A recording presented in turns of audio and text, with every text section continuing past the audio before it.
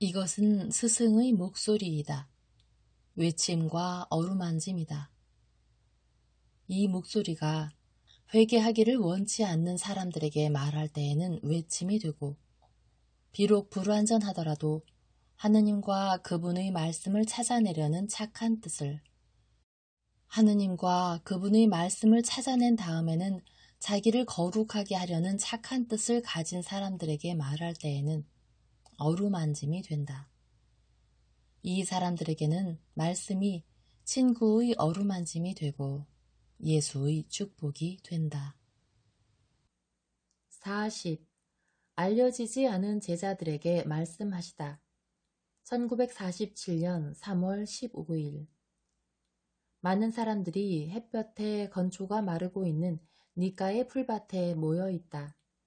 2대의 육중한 포장마차가 이 풀밭 근처에서 기다리고 있다.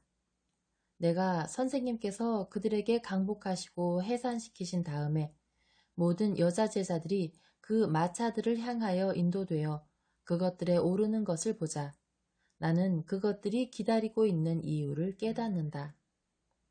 복되신 동정녀께서도 다른 여자 제자들과 에논의 젊은이와 함께 가신다. 많은 제자들은 마차 양쪽에 서 있다가 마차들이 황소의 느린 걸음으로 움직이기 시작할 때 출발한다. 사도들과 자케오와 그의 친구들과 마치 얼굴이 알려지기를 원치 않는 것처럼 겉옷으로 온몸을 감싸고 있는 사람들의 작은 무리가 풀밭 위에 있다. 예수께서는 천천히 풀밭 가운데로 되돌아와 이미 반쯤 말라 머지않아 건초 창고로 옮겨질 건초 더미 위에 앉으신다.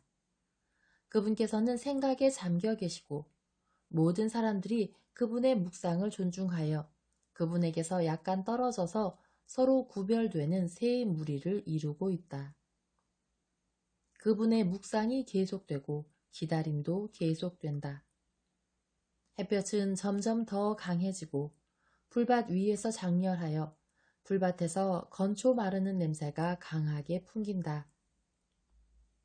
기다리고 있는 사람들은 과수원의 끝에 있는 나무들이 서늘한 그늘을 들이우고 있는 풀밭 가장자리로 피해간다.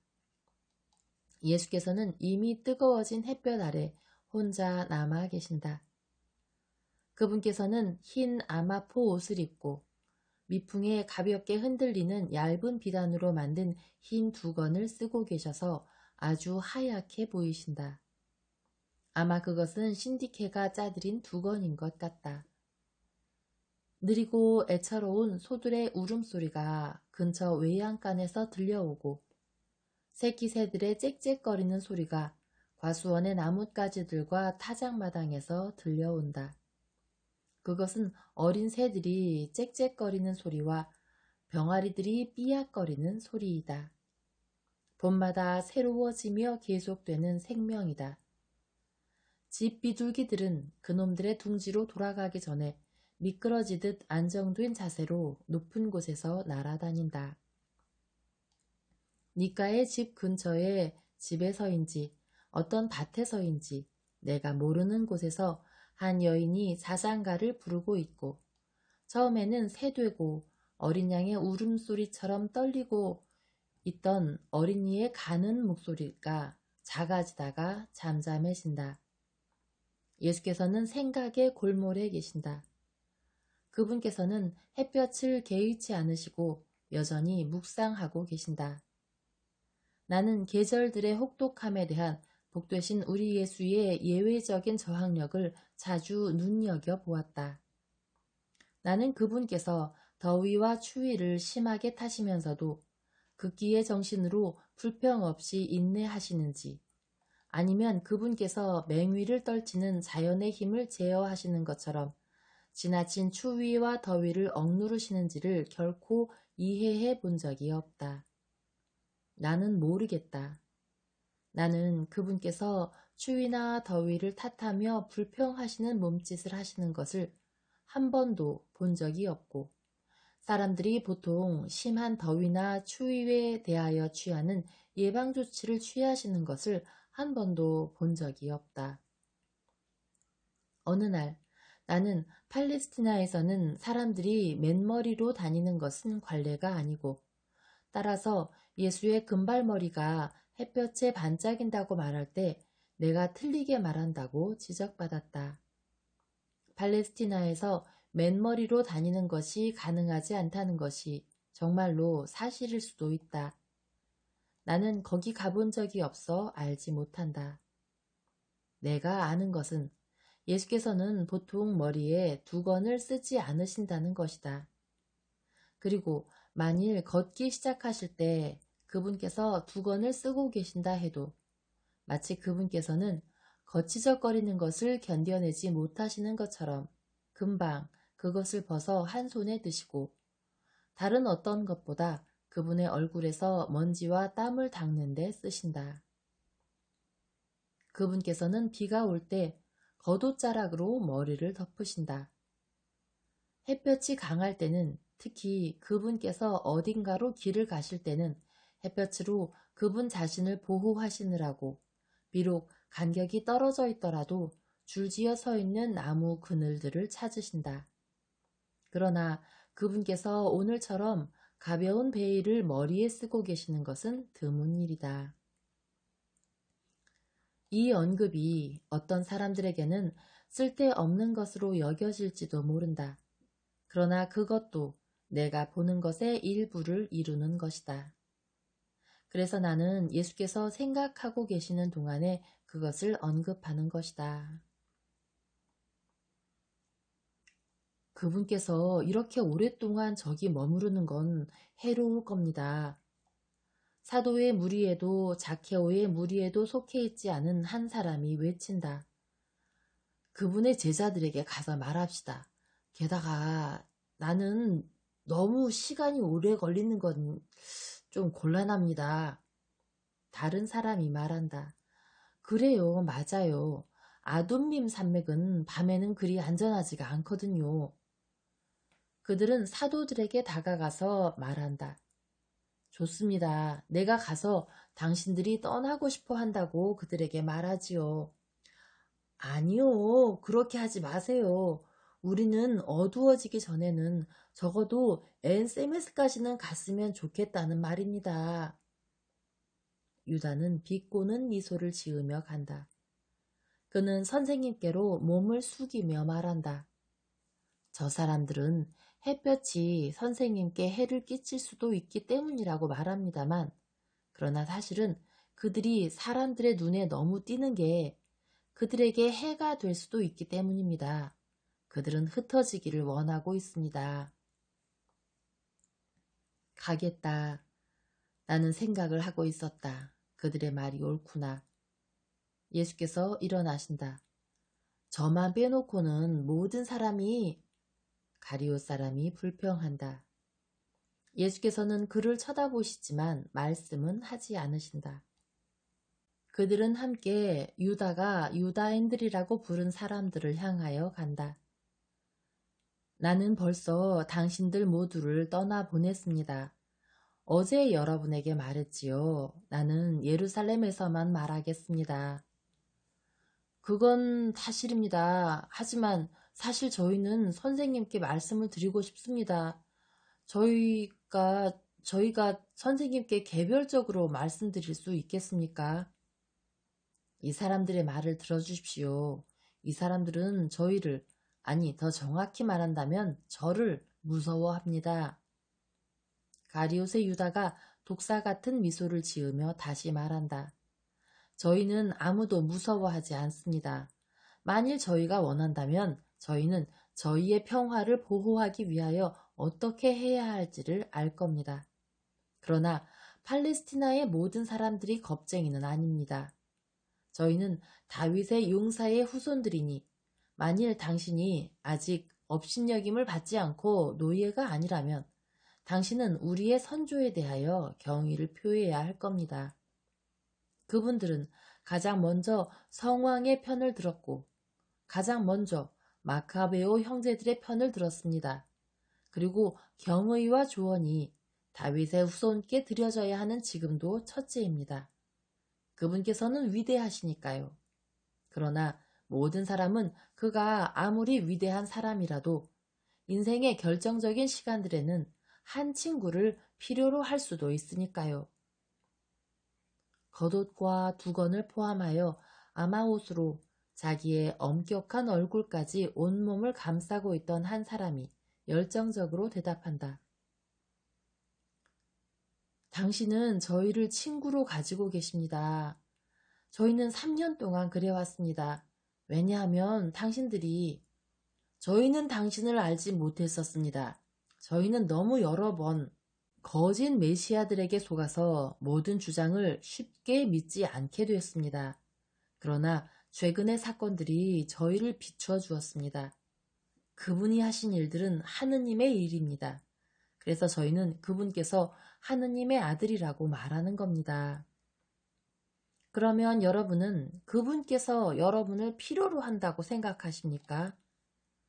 하느님의 아들로서는 아닙니다. 그러나 사람으로서는 그렇습니다. 그분께서는 사람이 되려고 오셨습니다. 그런데 사람은 항상 그의 형제인 사람을 필요로 합니다. 어쨌든 당신은 왜 두려워하십니까? 당신은 왜 우리가 말씀드리는 것을 원치 않습니까? 우리에게 대답해 보시오. 내가요? 말하시오. 당신들은 말해도 돼요. 사람들은 의인의 말보다 죄인의 말을 더 잘 듣습니다. 유다야, 나는 그런 말들이 네 입에 불처럼 느껴질 거라고 생각했다. 내가 감히 어떻게 내 선생이 비판하지 않을 때 비판하느냐. 이렇게 기록되어 있다. 너희 죄들이 주홍빛 같을지라도 그것들은 눈처럼 희어질 것이고 진홍빛처럼 붉을지라도 양털처럼 희어질 것이다. 하지만 당신께서는 모르시지만 이 사람들 중에는 조용히 해라. 당신들이 말하시오. 주님, 저희는 압니다. 주님에 대한 고발이 준비되어 있습니다.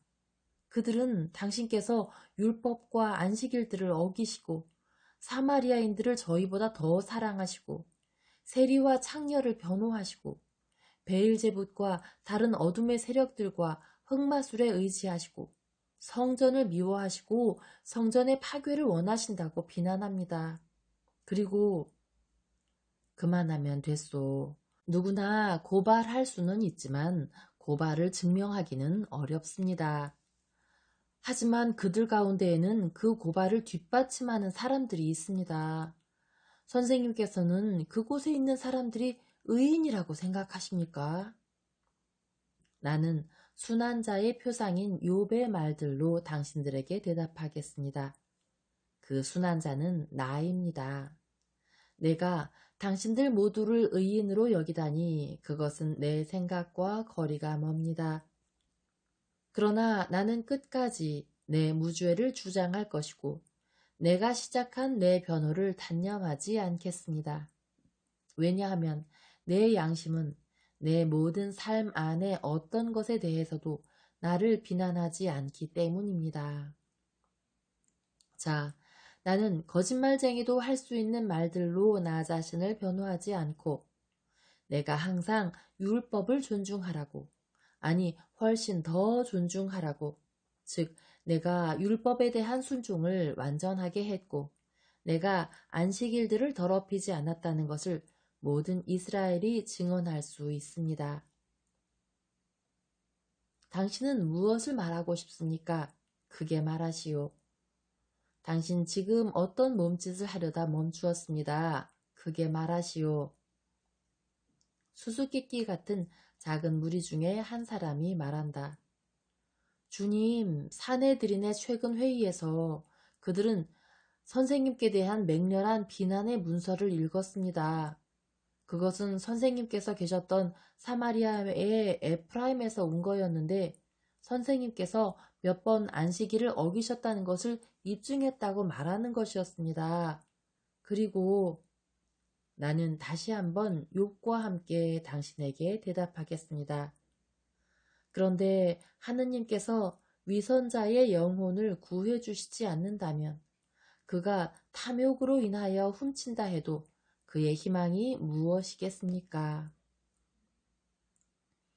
태연한 얼굴로 겉모습과 다른 마음을 품고 내 복됨을 질투한 크나큰 강탈을 저지르기를 원하는 그 불행한 자는 이미 지옥으로 가는 길 위에 서 있습니다. 그가 돈과 명예에 대한 꿈을 꾸는 것과 거룩한 명령을 배반하지 않기 위하여 내가 가기를 원치 않았던 곳으로 올라갈 꿈을 꾸는 것은 쓸데없을 것입니다.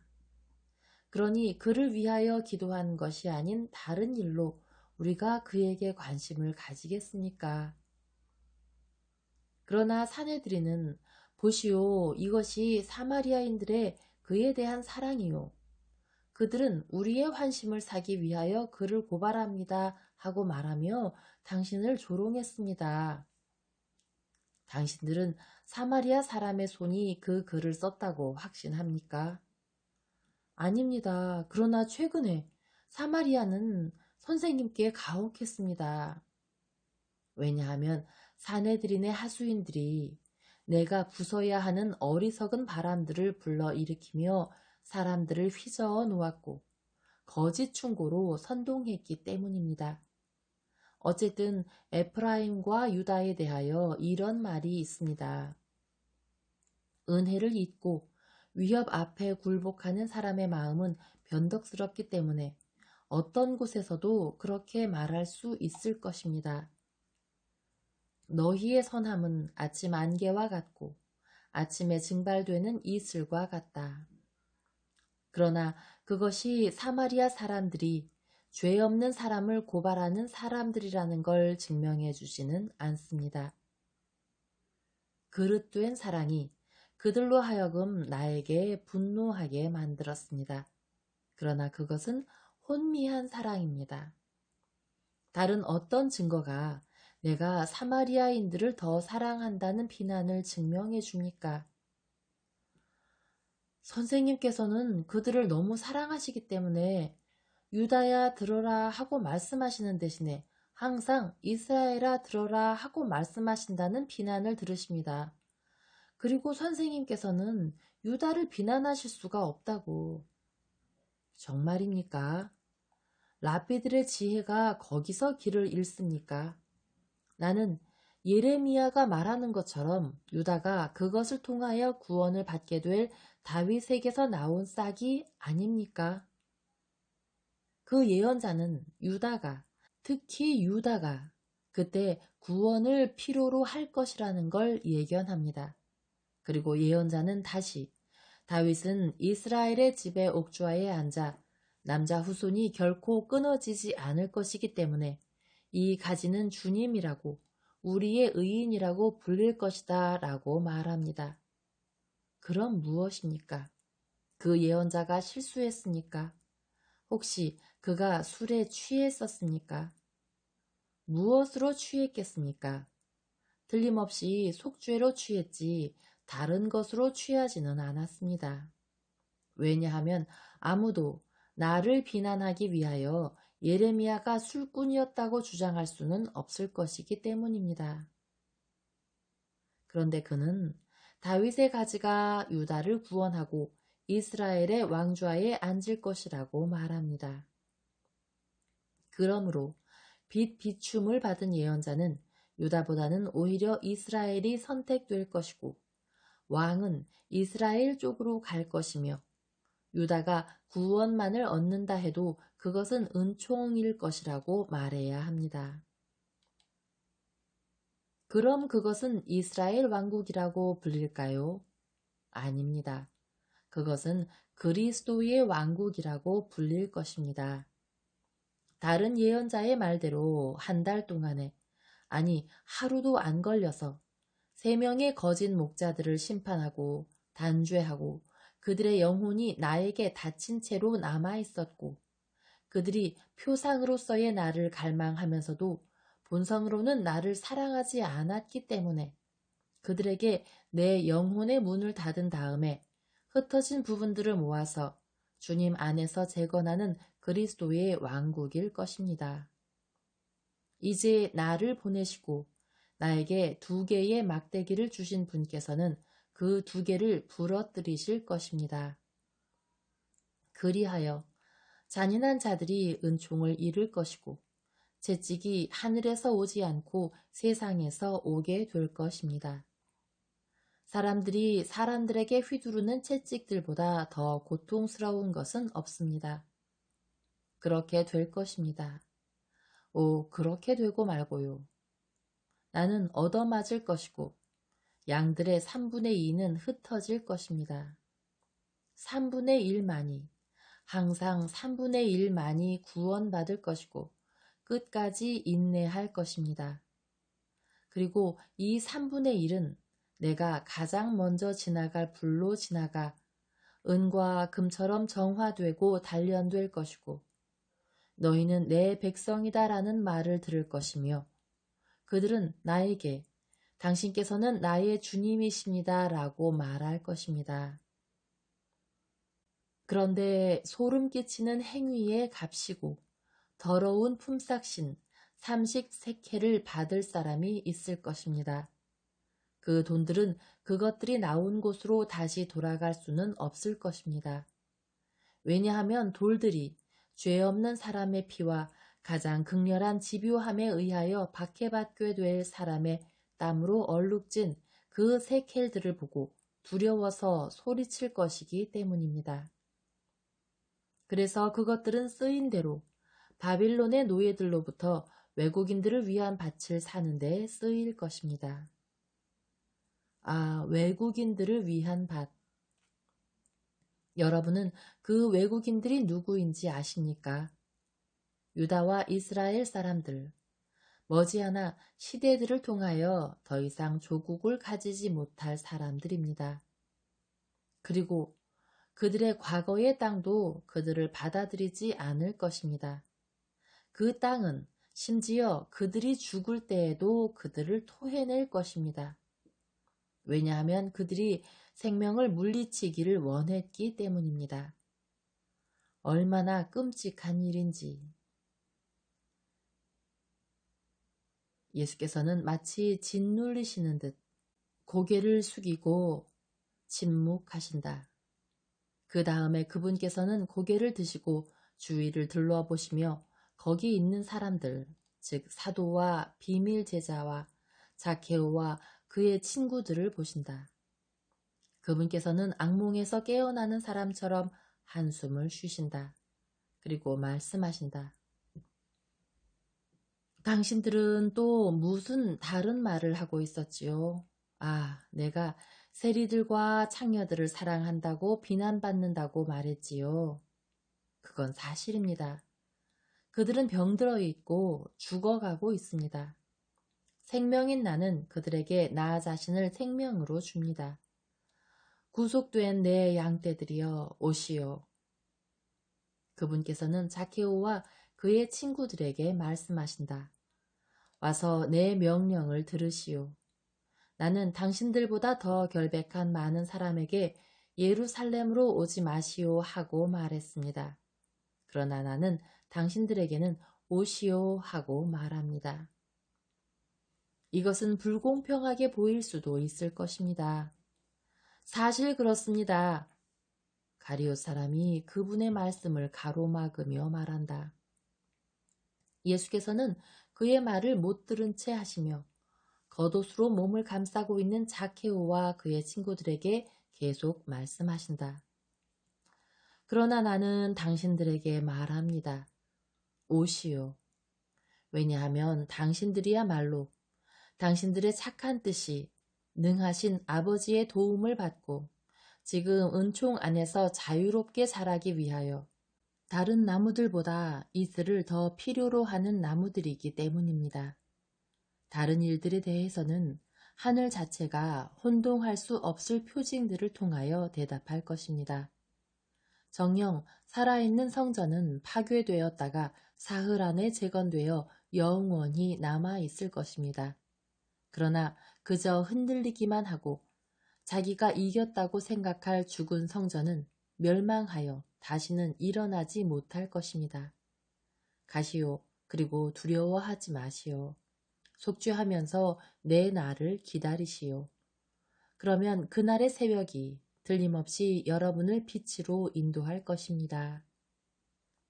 그 다음에 그분께서는 자케오에게 말씀하신다. 당신도 가도 좋소. 그러나 지금은 가지 마시오. 안식일 다음 날 새벽에 예루살렘에 있으시오. 나는 의인들 곁에 다시 일으켜진 사람들이 있기를 바랍니다. 왜냐하면 그리스도의 왕국에는 선의의 사람들의 수만큼 무수한 자리들이 있으니까요. 그분께서는 무성하고 그늘진 과수원을 통하여 니가의 집을 향하여 가신다. 작은 오솔길이 초록빛 땅 위에 노르스름한 리본과도 같은데 꼿꼿해거리는 암탉 한 마리가 금빛 병아리들과 함께 그 길을 건너간다. 겁에 질린 어미닭은 그렇게도 많은 낯선 사람들을 보고 자기 새끼들에게 위험이 있을까봐 염려하며 그놈들을 보호하려고 몸을 웅크리고 앉아 두 날개를 편 채 더 크게 꼿꼿해거린다. 그러자 병아리들은 서둘러 어미의 깃 아래에 숨고 그놈들이 안전하다고 느낄 때까지 바깥을 엿보며 더 이상 없는 것처럼 보인다.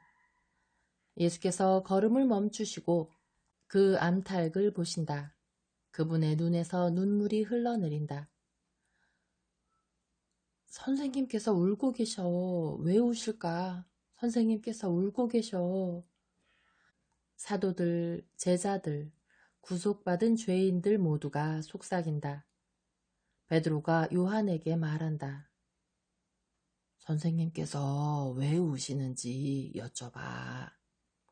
그러자 요한이 평소에 경의를 표하는 자세로 몸을 약간 숙이고 밑에서 그분을 올려다보며 여쭌다.